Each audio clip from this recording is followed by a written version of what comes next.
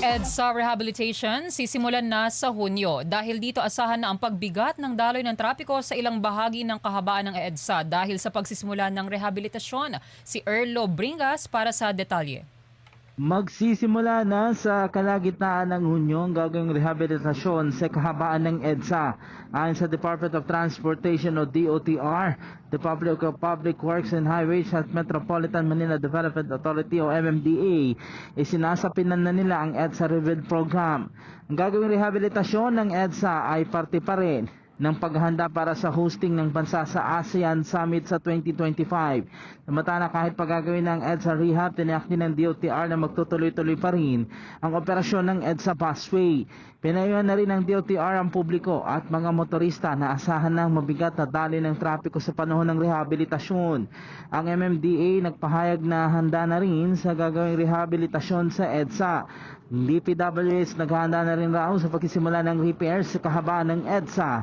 Tuloy-tuloy din ang ginagawa nilang pagbalangkas ng mga plano sa pagsisimula ng rehab upang hindi masyado makaapekto sa mga motorista ang gagawing roadworks.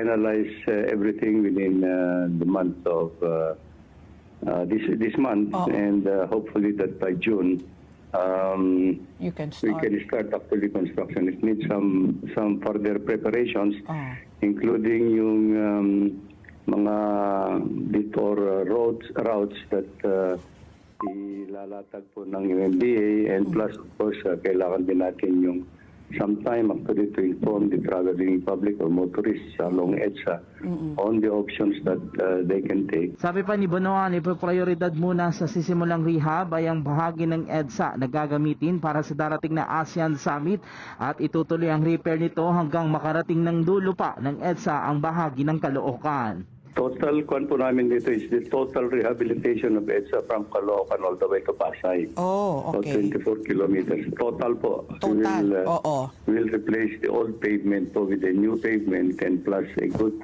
smooth running surface.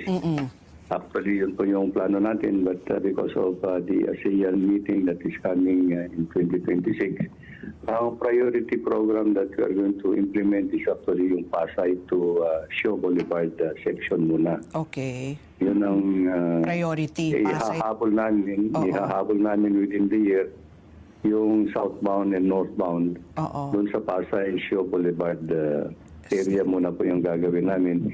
And plus, if there are workable areas from Caloocan to Cubao, I think we'll continue with that.